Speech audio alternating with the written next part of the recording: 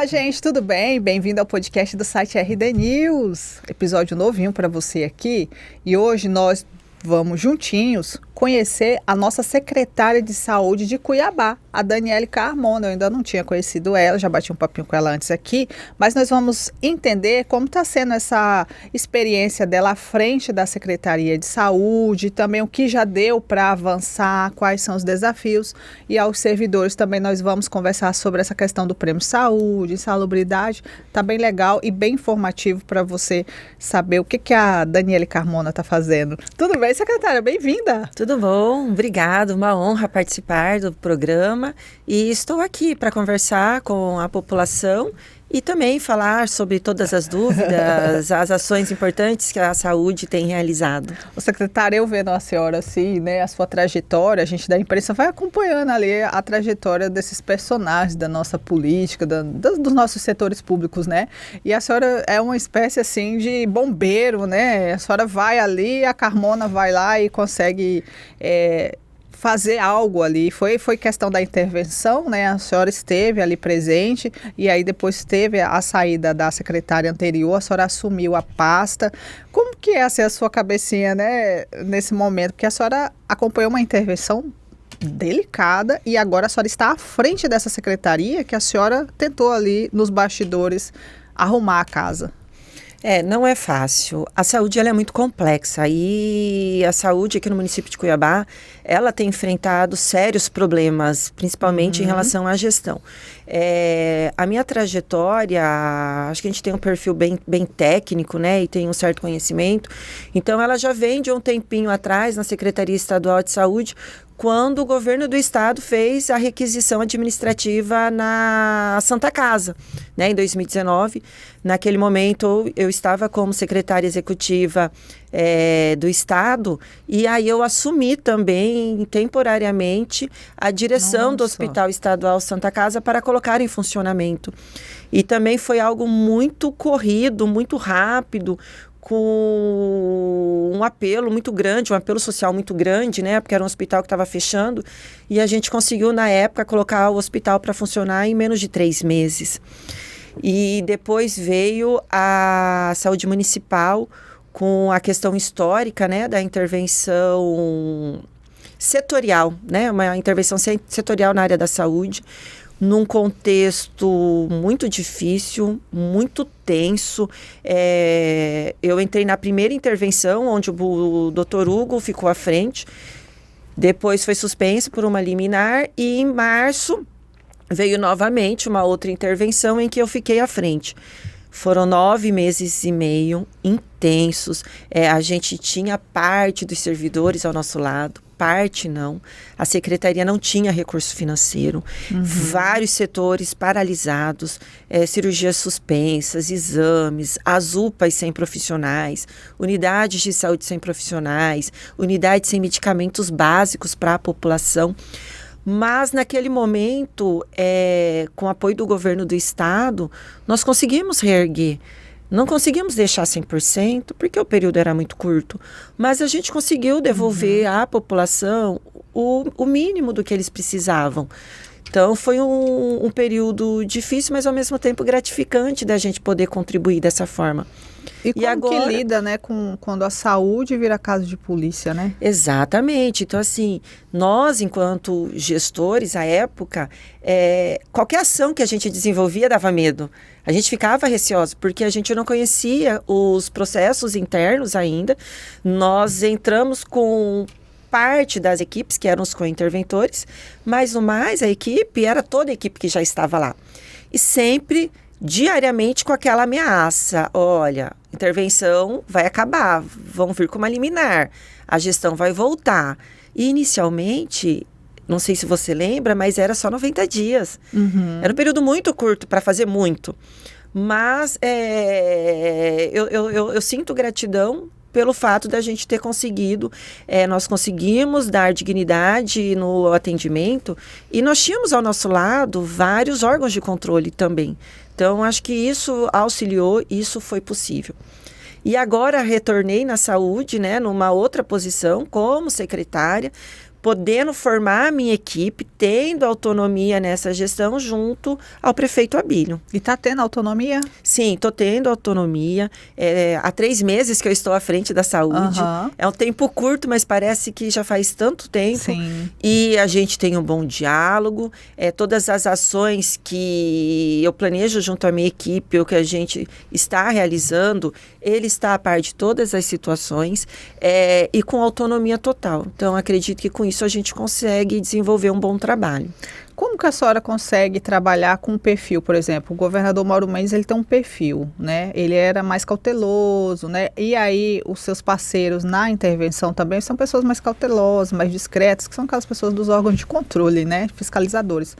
E o prefeito, ele já fala mais, gosta das redes sociais e de vez em quando tá aí nas unidades de saúde, fazendo live, e aí vem alguns vídeos que viram virais, discussões, né? Como que a senhora consegue ali lidar? Já chegou a ser um momento que a senhora fala, prefeito, né? Ou não? Não, nesse tempo que eu estou à frente da saúde, a gente não passou por esse tipo de situação. No início do ano, acabou que ele estava mais presente nessas unidades.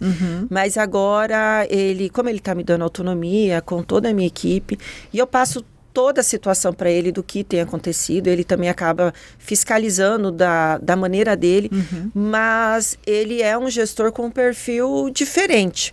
Né? Ele gosta de estar ali, estar conversando com os usuários, de estar publicando isso de alguma forma em rede social para todas as pessoas. Eu já tenho um perfil também um pouco mais discreto, eu sou mais da área técnica, mais de execução. Então, eu acho que com isso a gente acaba não tendo os conflitos de ideia e a gente acaba se dando bem nessa relação. Perfeito. E, secretária, agora, essa semana a senhora esteve na Câmara de Vereadores, apresentou um relatório, né, uma prestação aí de contas, vamos falar assim, foi de maio até agosto, né? O que vocês conseguiram fazer nesse período, assim, de avanço? E o que ainda é desafiador? Isso, nós fizemos a apresentação do último quadrimestre na sexta-feira e os indicadores apresentados são indicadores muito positivos. Então, uma das grandes melhorias na saúde pública foi a melhora no atendimento e resolutividade na atenção primária à saúde. A senhora fala atenção primária ali, as unidades de saúde, UPA, entra? Não, entra os postinhos de saúde. Isso. Melhorou, os índices de cobertura de atendimento melhoraram e muito, comparado ao primeiro quadrimestre de 2025, bem como comparado ao mesmo período do ano anterior. E são metas que a gente tem um TAC a cumprir. E as metas, elas superaram as metas previstas no TAC também. Então, isso é muito positivo, essa resolutividade na atenção primária, quer dizer que a saúde na área da prevenção, ela tem atuado de uma forma contínua e estável, e isso acaba evitando que as pessoas procurem as unidades de pronto atendimento. Então, isso é muito positivo. Um outro fator muito positivo foi a questão da melhora no atendimento dos pacientes do programa Melhor em Casa. O que é esse programa? Ele é um programa composto por uma equipe multidisciplinar que acompanha o tratamento do paciente no domicílio. Então, nós, às vezes, temos muitos pacientes que acabam ficando internados em unidades hospitalares para fazer uso de um antibiótico e acaba ocupando o leito de pacientes graves que precisam dessa internação. Então, esse paciente ele é transferido para o seu ambiente domiciliar e essa equipe faz o tratamento na casa. Então, a gente teve um aumento em número de pacientes. De janeiro, nós atendíamos 41 pacientes. Hoje, a gente já atende 140 pacientes. Nossa! Então, isso é uma melhora muito positiva para os indicadores de saúde no atendimento de toda a população. Que tipo de tratamento, por exemplo, esse do domiciliar que a pessoa recebe esse acompanhamento? São pacientes que precisam tomar o antibiótico intravenoso, pacientes com feridas, com as escaras, que precisa de um acompanhamento mais de perto, mas que não há necessidade que essa intervenção seja feita no ambiente hospitalar. Aí ele ficava ali na UPA, num leito? Exatamente. E aí, só para receber esse atendimento da enfermaria, né? Do medicamento, da pomadinha. Isso. E aí vocês liberam ele e a equipe vai lá. Isso, a equipe Todo faz o acompanhamento. Depende do grau de comprometimento desse paciente. Então, é uma equipe disciplinar. Nós temos médicos, enfermeiros, técnicos de enfermagem, fisioterapeutas, nutricionistas. Ela acaba executando uma função, só que numa proporção bem menor do que de um home care. Entendi. Então, isso tem ajudado muito. Isso, além da melhora para o paciente do atendimento, a questão do giro dos leitos nos hospitais e nas próprias UPAs. Então, isso é muito positivo. Questão da vacinação, também um ponto positivo. Mesmo tendo uma cobertura baixa, nós temos observado uma melhora na vacinação. Por exemplo, nós temos dois tipos de vacina que são aplicadas em crianças menores de 30 dias, em que nós superamos a meta de 100%. A gente atingiu 117%. O que isso quer dizer? Que o município de Cuiabá, ele fez a cobertura em 100% dos seus munícipes, mas também está atendendo pacientes de outros municípios. E isso é muito importante, porque a vacinação, ela atua na prevenção de doenças preveníveis, né? Evitando essas complicações. Então, são destaques bem importantes na área da saúde que foram apresentados nesse último quadrimestre. Que legal. E o desafio? O que ainda falta? Nós temos um desafio muito grande ainda na parte da atenção à saúde bucal, da odontologia. Precisamos melhorar muito. Nós temos os consultórios odontológicos em todas as nossas unidades de saúde. São 68 prédios de atenção primária à saúde. E temos também os centros especializados odontológicos. Então, nós temos fortalecido essas equipes na composição das equipes, na cobrança da oferta de agendamentos. A gente tem pessoas esperando há muito tempo para um atendimento mínimo de odontologia e poder garantir esses insumos e os anestésicos necessários para que possa atender a população. Temos unidades ainda com essa fragilidade, então, de todos os nossos indicadores, a gente vê que esse é um indicador que ainda está muito, muito ruim, muito aquém daquilo que é possível. E também a questão da nossa infraestrutura. Nós temos unidades aí que precisam de grandes investimentos para poder atender a população e também para poder dar garantia de um ambiente mais acolhedor para os próprios servidores. Então, esse daí é um dos grandes entraves que a gente ainda tem que enfrentar. E o dinheiro, secretária? Como que está a questão da saúde? Vocês conseguiram pagar dívidas? Porque disse que estava bem complicadinho, né? A questão financeira da prefeitura. Recentemente foi aprovada na Câmara uma lei que é do parcelamento dessas dívidas de anos anteriores. Essa lei, ela deve estar para ser homologada, mas essa negociação, de fato, eu acredito que ela vai iniciar no ano que vem. Esse ano a gente tem cumprido com as obrigações do ano de 2025. A gente tem enfrentado aí algumas dificuldades financeiras, mas isso não tem impedido o nosso trabalho junto com os fornecedores. Tanto que nós conseguimos garantir os medicamentos para a população que estava em falta, estamos honrando em dia o pagamento dos servidores, os adicionais. Então, a gente tem trabalhado com muita responsabilidade em relação a isso. E aí a gente espera que para o próximo ano a gente consiga se organizar de uma forma melhor e cumpra os pagamentos num tempo mais rápido. Até para a questão da credibilidade junto aos fornecedores. O Ministério da Saúde manda recurso para Cuiabá? Quanto que manda? Sim, a gente tem os recursos institucionais, né, que são previstos, os obrigatórios do Ministério da Saúde. A gente tem recebido uma média mensal aí de 51 a 55 milhões por mês. E agora, no final do ano, a gente tem recebido o aporte de emendas federais que têm nos auxiliado também.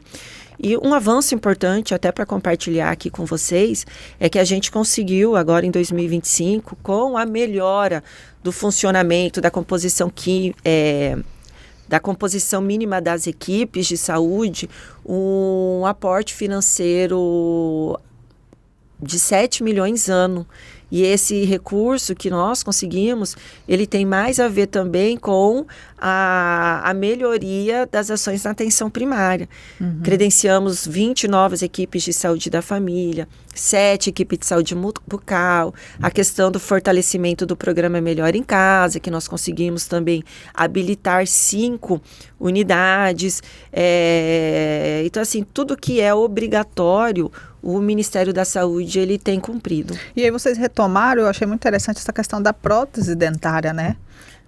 Fazia anos que não tinha isso. E isso tinha sido suspenso, esse... Mas aí encaixa no atendimento odontológico nos postinhos? Não, ele já fica centralizado nos centros de especialidades odontológicas, que já é um nível mais especializado.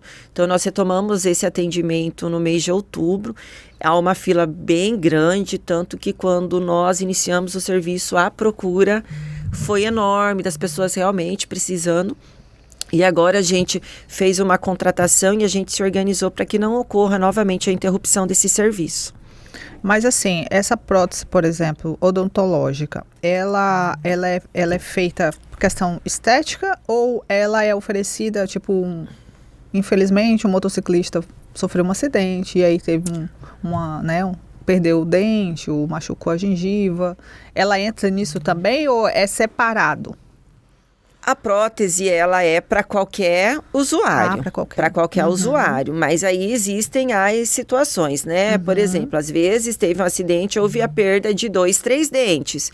Aí nós temos os dentes, né, individuais, tal, que isso sempre funcionou. Sempre funcionou. Aí agora as próteses, elas não é só questão de estética, né? Porque ela impacta na alimentação. Na mastigação, exatamente. Principalmente para idoso que já tem toda uma dificuldade. Então, é uma questão de bem-estar mesmo desses usuários e é para todos que tiverem a necessidade. Certo. Secretária, eu ouvi a questão do hospital infantil, né? Como que tá essa obra? Como que vai funcionar esse hospital? Ele vai ser ali no antigo pronto-socorro e vocês estão em busca de din-din também? Tem um cofinanciamento? Vocês estão atrás?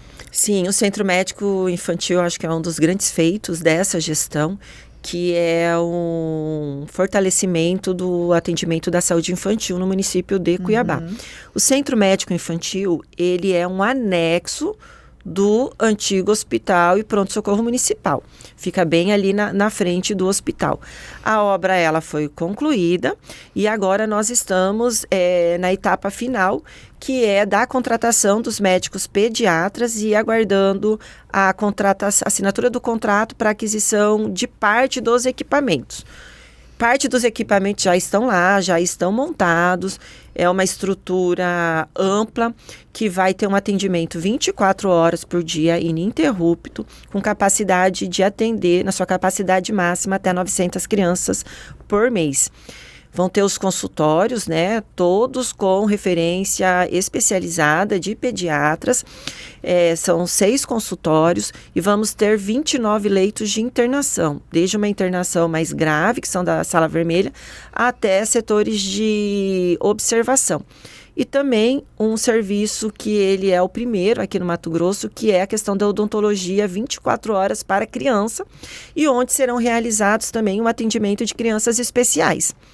Então, a gente tem trabalhado para que possamos implementar esse serviço para que ele funcione ainda neste ano. O que é importante dizer?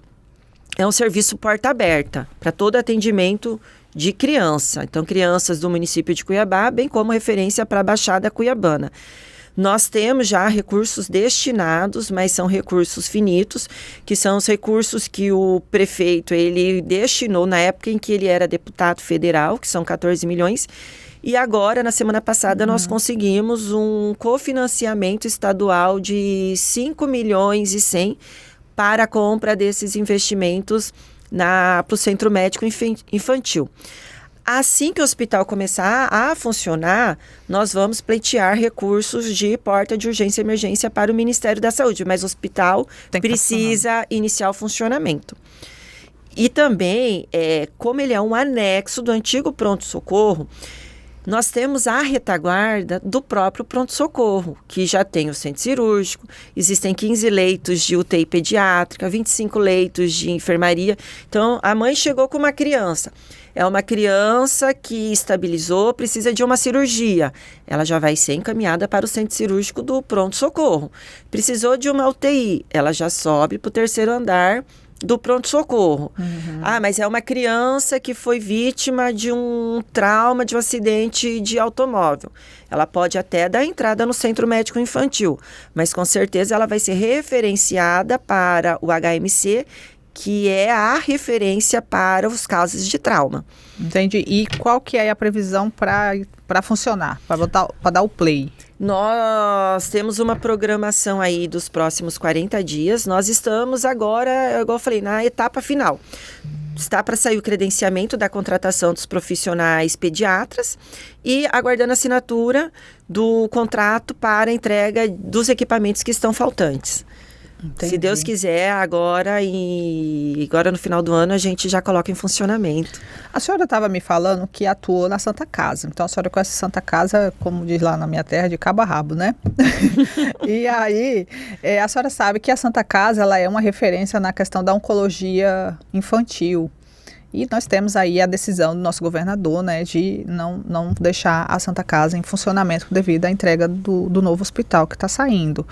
Cuiabá, esse hospital infantil tem alguma chance de ele também pegar um pouco essa parte da oncologia, ou vocês vão deixar para o governo do estado mesmo e o Hospital do Câncer? Não tem como o município realizar esse tipo de atendimento, porque a oncologia e a hemodiálise infantil são serviços de alta complexidade e que hoje quem está absorvendo toda essa demanda é o Estado. É o Estado Inclusive, mesmo. hospitais que são referência em oncologia, que a gente chama de UNACONS, credenciados junto ao Ministério da Saúde, que recebem aportes financeiros para este atendimento, é o Hospital de Câncer e o Hospital Geral.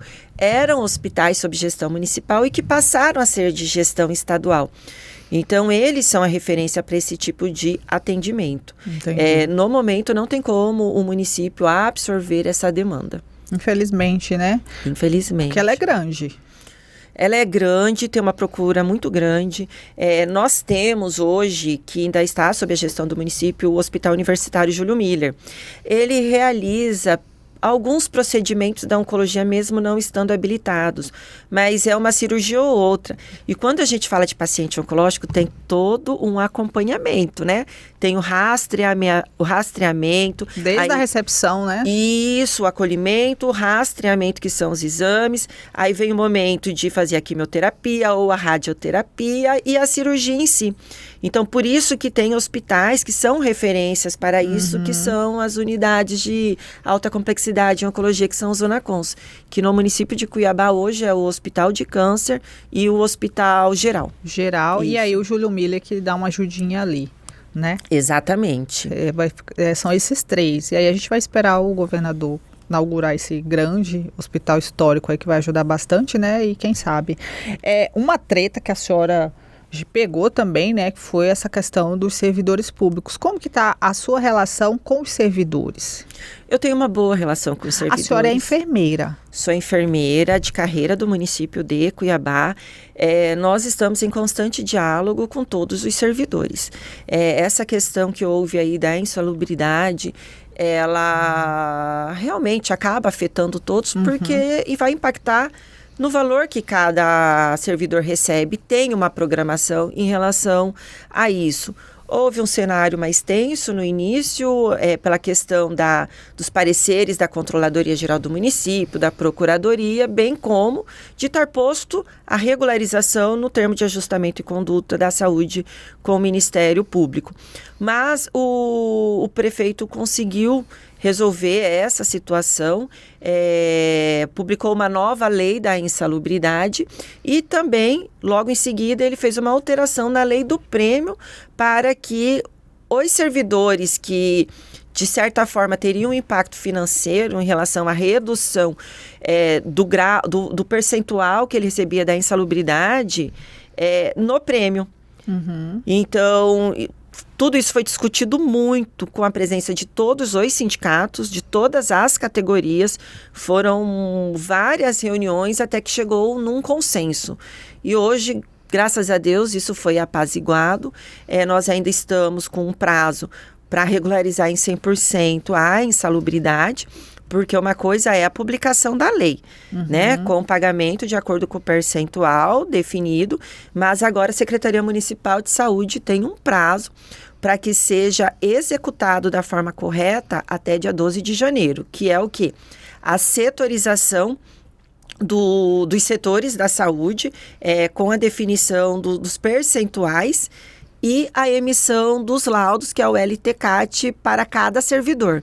Então, nós temos esse período de execução até dia 12 de janeiro, que foi firmado junto ao Ministério Público da área da saúde, que é o Dr. Milton, e com a doutora Lindina Alva, que é da área da improbidade administrativa. Então, o sindicato veio aqui e falou justamente que se tivesse esse LTCAT, né? Tipo assim, não ia ter todo esse imbróglio, né? Ele falou da importância desse LTCAT, que é um problema de gestão, muito tempo. O ABIL vai conseguir resolver esse bendito LTCAT? Vai. Essa ficou uma função para nós na Secretaria Municipal de Saúde. Nós estamos finalizando a setorização agora lá do dia 22 a 25 de novembro. E aí nós já temos uma comissão composta por médico do trabalho, engenheiro do trabalho, em que com a setorização eles já vão começar a emissão desses laudos por setores. Então, inicia numa unidade, não é possível fazer tudo ao mesmo tempo, mas a gente tem uma programação para que até dia 12 de janeiro, 100% dessa emissão do LTCAT já esteja regular e que cada servidor já receba de acordo com o grau em que ele está exposto. Certo. E a senhora eu vi uma manchete de boa entrevista da senhora, que a senhora fala bem assim, incisiva em relação à venda de plantões. Como que fica essa questão dos plantões do pessoal da saúde agora? O que acontece? Nós publicamos uma portaria, mas essa foi uma portaria em que, na verdade, nós só estávamos reforçando aquilo que já estava posto. Essa portaria, na verdade, ela é uma portaria de 2016 e que nós agora publicamos novamente, mas com a descrição de que servidores que não cumprirem vão responder por processos administrativos disciplinares. O que a gente tem verificado muito e que a Secretaria de Saúde tem recebido inúmeros documentos do Ministério Público nos responsabilizando sobre determinadas ações. Nós temos, por exemplo, servidor que ele não comparece nenhuma vez no mês para executar seus plantões porque ele paga por uma outra pessoa. E isso não pode, porque se acontece alguma coisa no plantão que tem uma outra pessoa, quem que vai ser responsabilizado? Então, uma forma de resguardar o servidor também. Então, assim, as trocas, elas são liberadas por servidores dentro da mesma instituição e desde que seja comunicada a chefia. A venda desses plantões, juridicamente, ela nunca poderia ter ocorrido. Após a publicação, o Sindicato dos Médicos, o Sindicato da Enfermagem nos procurou para ver uma forma de que pudéssemos liberar pelo menos 1 ou 2 plantões pagos, porque a gente sabe, servidores da área da saúde, eles trabalham em diversos locais. Então, é cansativo, é exaustivo. E adoecem também. Muitos. A gente entende toda essa situação. Mas a gente também tem que, além de respaldar eles, a gente precisa dar esse respaldo. E com a provocação deles, nós acionamos a nossa PGM, em que a PGM ela fez um parecer onde está proibida a venda de plantões, mas é permitido a permuta desses plantões com compensação de carga horária. Então, a gente tem trabalhado com N possibilidades para que não prejudique os servidores que estão nos plantões. Mas aí vai ficar formalizado, tipo, Daniela e Grace vão tocar de plantão, mas o plantão, por exemplo, eu pego o seu plantão, então o plantão vai estar o meu nome lá. Exatamente, e não acontecia isso. Se não eu acontecia. operasse alguém e acontecesse alguma situação, quem ia responder era você, mas você nem estava lá. Exatamente, era justamente isso. Então, para deixar claro, a portaria, ela já existia, nós agora só reforçamos ela, definindo claramente, quantos que pode, como que vai funcionar, e da obrigatoriedade de que cada servidor que está naquele plantão, ele assuma o seu plantão na carga horária estabelecida, dando a flexibilidade de troca, mas a troca comunicada formalmente e que a gente trabalhe dentro das regras previstas e que não ocorra nenhum ato de responsabilidade para os servidores e também a garantia do cuidado para os pacientes. Certo. Secretário, para a gente encerrar, vamos puxar a orelha da população? A gente está falando, a gente estava conversando sobre a meningite, né? O Cuiabá está em alerta em relação à vacinação da meningite. Como que tá? O pessoal não está indo vacinar? Como que faz para vacinar? A cobertura da vacinação da meningite ainda é uma cobertura baixa. Nós tivemos um aumento do número de pessoas adoecidas agora em 2025, mas também temos a notícia boa que os óbitos diminuíram. Então, para demonstrar que a vacinação é importante, a vacinação vai evitar que os sintomas sejam mais graves ou que evolua para um óbito. Então, eu convido toda a população para que levem as crianças, os adolescentes nas unidades de saúde. Nós temos 68 prédios com equipes de saúde da saúde da família que estão realizando a vacinação no período das 7 da manhã às 17 da tarde. Tem unidades que vão até às 19 horas realizando vacinação. Então, é muito importante que a população busque as unidades de saúde. Qual a idade das crianças? Vamos reforçar. Nós temos 2 tipos de vacina. Uma das vacinas, a primeira dose, ela é com 3 meses e a segunda dose com 12 meses. E nós temos uma outra vacina que já é aplicada a adolescentes de 11 a 14 anos. E aí a senhora estava falando que as mamães esquecem ou às vezes não conseguem fazer a continuidade do tratamento, né? Sim, o que acontece muito, a gente observa que as vacinas que têm até 2 doses, a primeira dose, ela é uma dose que ela às vezes até atinge um percentual de 80%. Mas a segunda dose, as pessoas, pelo tempo que tem que aguardar, acaba esquecendo e aí o índice de cobertura ela é muito baixo. Então é importante estar sempre acompanhando a caderneta de vacina, ver o prazo que está ali, porque nas unidades eles registram a data de retorno para que não deixem as crianças e os adolescentes sem vacina. Então, quando eu levo meu filho lá para tomar a vacina, a enfermeira que aplicou já fala, dia tal, você tem que voltar aqui para a segunda dose. Na caderneta, quando eu me levo a caderneta, eles aplicam a vacina, registram e aí já anota a data do retorno, exatamente. E aí não estão retornando. Não estão retornando. Então é muito importante que levem as crianças. Nós temos inúmeras doenças que são preveníveis. Um caso que eu gosto de falar é a questão do sarampo. Nós estamos tendo novos casos de sarampo. Aqui no estado de Mato Grosso, em Primavera do Leste, nós tivemos também, mas graças a Deus aqui no município de Cuiabá nós não tivemos nenhum caso.